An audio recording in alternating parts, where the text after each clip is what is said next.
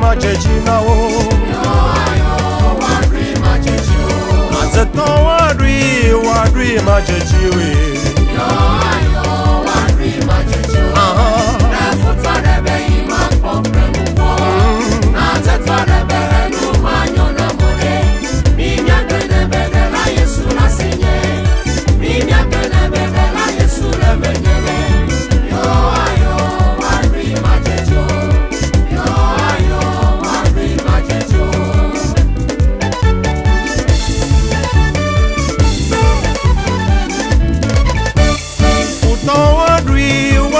Majejiwe.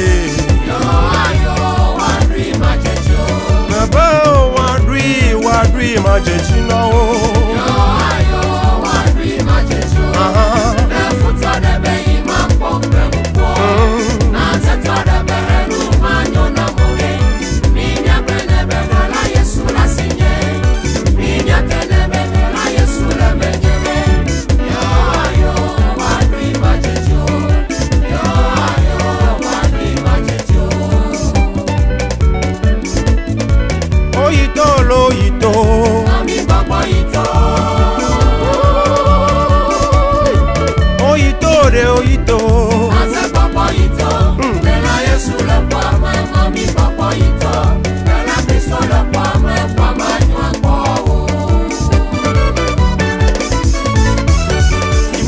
Fait du mal, mais l'ennemi ne pourra pas. Ils vont bien le chercher, mais Satan ne pourra pas.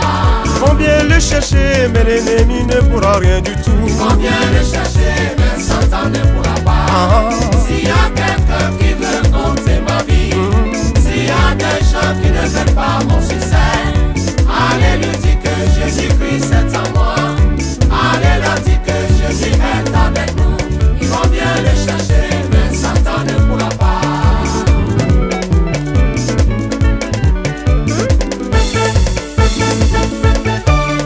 Bien le vouloir, mais Satan ne pourra rien du tout. Ils vont bien le chercher, mais Satan ne pourra pas. Ils vont bien le chercher, mais l'ennemi ne pourra pas. Ils vont bien le chercher, mais Satan ne pourra pas. S'il y a quelqu'un qui veut ôter ma vie, s'il y a des gens qui ne veulent pas mon succès, allez leur dire que Jésus-Christ est en moi. Allez leur dire que Jésus est avec nous. Ils vont bien le chercher, mais Satan ne pourra pas.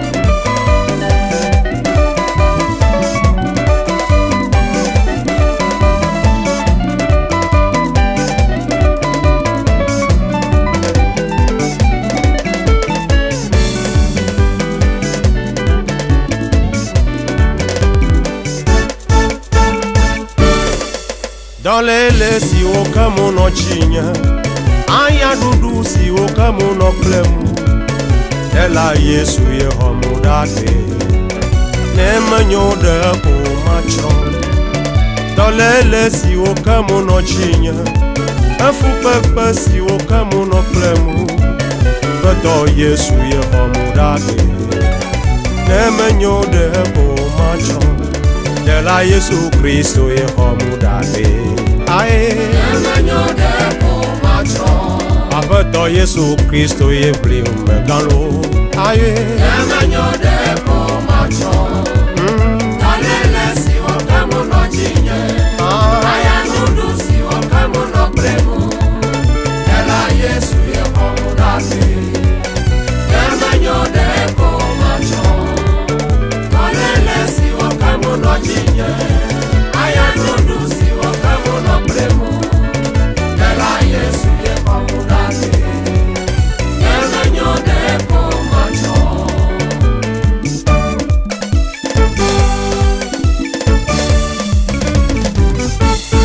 Ela Yesu Kristo ye homudate. Aye. Apeto Yesu Kristo ye homudate. Novinho de comacho Kalele si wakemu no jinye Ayanudu si wakemu no bremu Ela Yesu ye komudate Nemenyo de comacho Kalele si wakemu no jinye Ayanudu si wakemu no bremu Ela Yesu ye komudate Nemenyo de comacho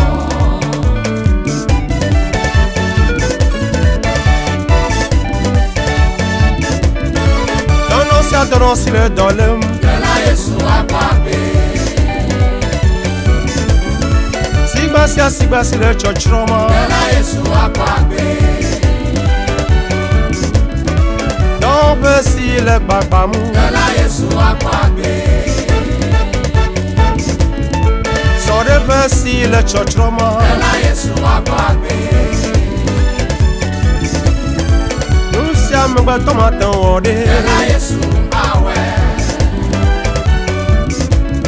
Mebe nusia mgbe tomatan wo Ela Yesu awe Ela Yesu awe Mola Cristo awe Ela Yesu awe Mola Cristo awe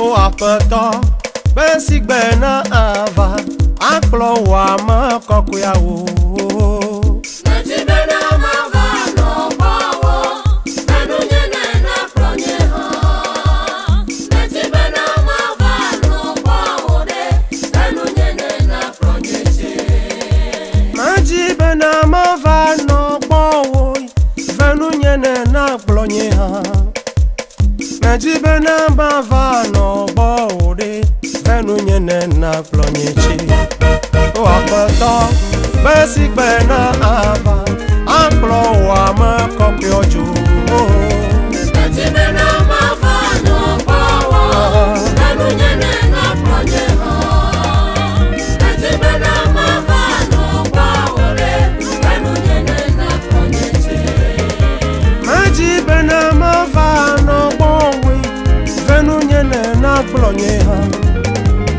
Majibe na mavano bowo Na venu nyene na plonye chi O apeta Besi gbena ava Aklo wa ma kokyawo ojo Najibena mavano bawo Nanu nyene na pronye ha Najibena mavano bawo de Nanu nyene na pronye che Majibe na mavano bowo Venu nyene na plonye ha Majibe na mavano bowo Na venu nyene na plonye chi O apeta Besi gbena ava Aklo wa ma kokyoju Najibena mavano bawo Nanu nyene na pronye ha Najibena mavano bawo de Nanu nyene na pronye che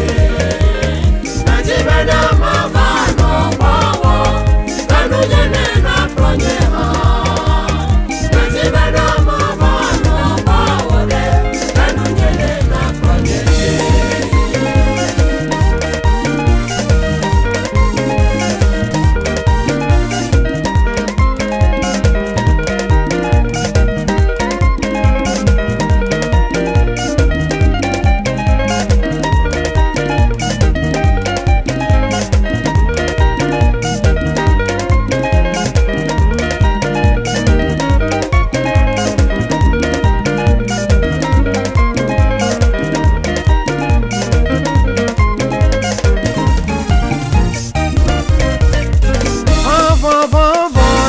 Yesu ave mianude Dela Yesu ave mianude Hola Cristo ave nunyeno Dela Yesu ave mianude Dela Yesu ave mianude Dela Yesu ave mianude Oh Dela Yesu ave nunyede Dela Yesu ave mianude reçoive un bien nouveau.